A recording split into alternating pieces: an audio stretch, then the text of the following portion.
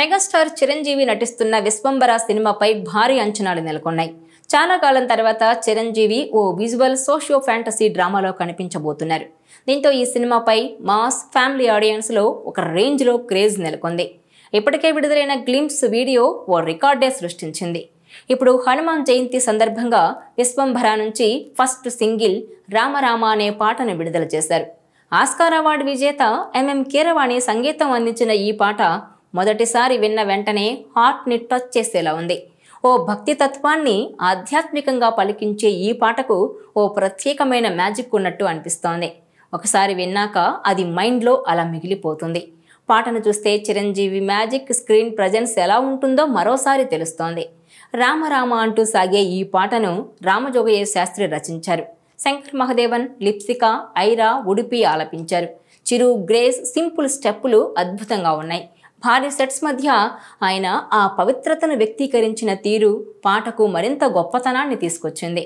చిరు అంత భక్తితో కనిపించడంతో పాటే కాదు అతనిపై ప్రేమ కూడా రెట్టింపైంది. శంకర్ మహదేవన్ ఆలాపనలో ఈ పాట భక్తి రసంతో పరవశింపజేస్తోంది. రామజోగయ్య శాస్త్రి రాసిన పదాలు సులభంగా గుర్తుండేలా వినసొంపుగా ఉన్నాయి. మొత్తం పాటను విన్నాక అది మన హృదయాన్ని తాకి ఓ భక్తి ప్రయాణంలోకి తీసుకువెళ్తుంది. దర్శకుడు Vasishta Mallidi mega mass beyond universe అనే కాన్సెప్ట్తో ఈ సినిమాను తెరకెక్కిస్తున్నారు. యువి క్రియేషన్స్ సంస్థ ఈ చిత్రాన్ని నెవర్ బిఫోర్ అనే స్థాయిలో నిర్మిస్తోంది. ఇప్పటికే సినిమా గ్లిమ్స్, ఇప్పుడు రామరామ పాట ద్వారా ప్రేక్షకుల్లో అంచనాలు రెట్టింపవుతున్నాయి. ఈ పాట విడుదలతో సినిమాపై హైప్ ఇంకాస్త పెరిగింది. సంగీతం, విజువల్స్, చిరంజీవి స్క్రీన్ ప్రజెన్స్ అన్నీ కూడా ఎంతగానో అట్రాక్ట్ చేస్తున్నాయి. ఇక సినిమా బాక్సాఫీస్ వద్ద ఎలాంటి రికార్డ్స్లు అందుకుంటుందో చూడాలి. రామరామ అంటూ సాగే ఈ పాట రాములోరి భక్తులకు బాగా నచ్చుతుంది. హనుమాన్ జయంతి సందర్భంగా ఇంతకంటే మంచి కానుక ఏముంది? రాములోరి గొప్ప చెప్పుకుందామా, సీతమ్మ లక్షణాలు ముచ్చటించుకుందామా అంటూ సీతారాముల గాథను, వాళ్ళ విశిష్టతను ఈ పాటలో పరిచయం చేసే ప్రయత్నం చేశారు.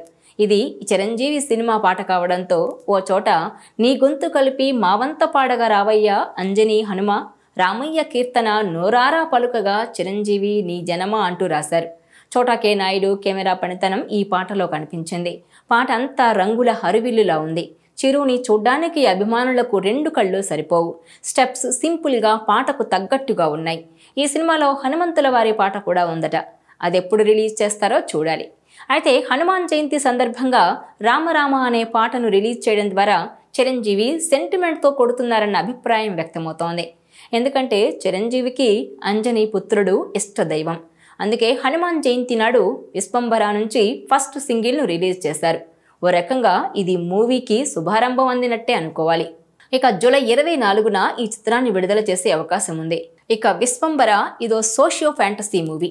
ఫ్యాంటసీ కథలెప్పుడు దర్శకుడి సృజనాత్మకతపై ఆధారపడి ఉంటాయి.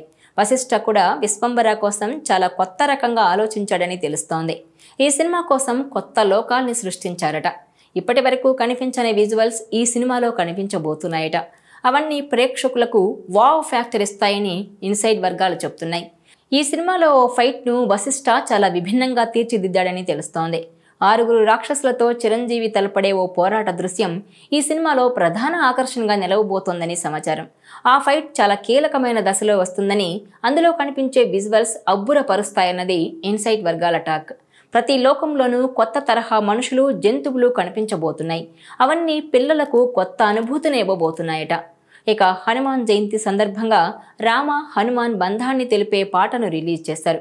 ఈ కథలో హనుమాన్కు కూడా ప్రాధాన్యత ఉందని, హీరోని హనుమంతుడు కాపాడుతుంటాడని తెలుస్తోంది.